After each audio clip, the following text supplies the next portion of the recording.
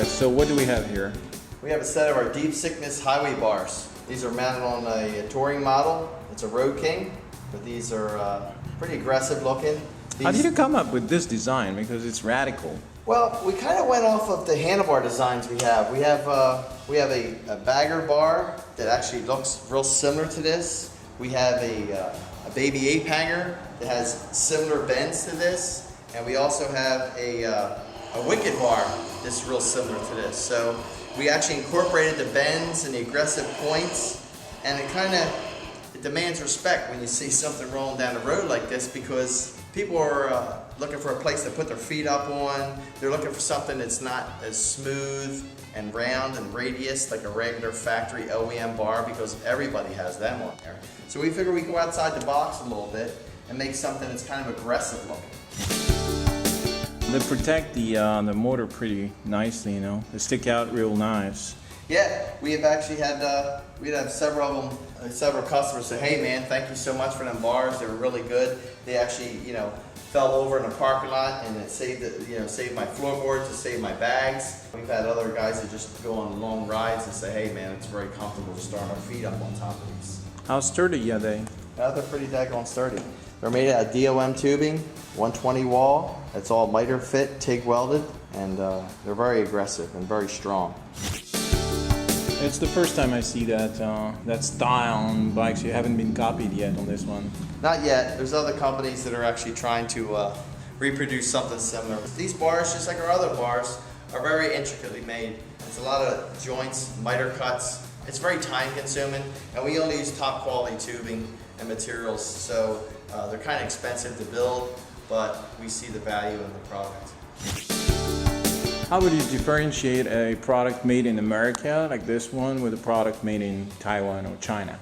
Well, in China, there's no real comparison. The metal, it may look the same, it may feel as rigid, but the metal quality isn't there like the American-made steel. American-made steel is far superior. How about the fabrication itself, compared with Chinese fabrication, for instance? I think the fabrication, we stand behind our product, and we actually pride ourselves on building a good quality American-made product. I mean, these are not the most inexpensive bar on the market by far. These are $369 in gloss black powder coating, or matte black, or raw finish, but it's a really good product for the money. So this is an application with a different finish here, huh? Yeah, these are polished stainless steel highway bars on an application. It's FLH. We did some custom work to it, but what we did is we upped it on this particular model. We went with polished stainless steel. It goes with pretty much all the other chrome that's on the bike and polished aluminum that's on the bike, but the polished stainless steel gives a good fit for this application. How much time are we looking at, in terms of like setting these bars right? To do the install? Yeah. The install, it takes a couple minutes. We're only 3 bolts. Can you show us the bolts? Well, you got a bolt up in here, and you got a bolt over here, and you got a bolt over here. Some of the newer models, like the FLHR, they already have bars on them. Most of the touring models have the option of a highway bar. This particular model didn't have a highway bar on it when it came in, but he wanted somewhere to put his feet up on for a different riding position, basically, if you will. These add to the styling of the bike too. It's a very aggressive bike, and these are very aggressive bars to go with it. So if you put pegs on them, are your feet like wider apart? You can put pegs in multiple positions. You can put a clamp mount peg here, clamp mount peg here. We have customers who just put their feet up on the top of the bars. So you're a little farther away from the engine? Yeah, a little bit further out. They allow room for your shifter and brake pedal, and your foot, the boot to go underneath the pedal, and plenty of clearance up in here.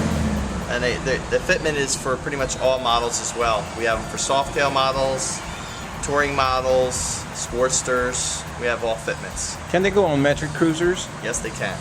Like what sort of metric cruisers do they go on? It depends on the application. They can go on some of the touring models and some of the actual, we've fitted several applications on Suzuki's. Right off the bat, no transformation necessary, no fab necessary? Not only Harley applications, the metrics, they call for an adapter. Certain applications they don't work with, but certain applications they do. Where do you put the adapter? in this assembly up in here. There's an adapter bracket here, and there's a short little adapter that goes back in here. So what am I looking at for a metric cruiser in terms of price? The price of the bar is $369. The price of the stainless steel is $569.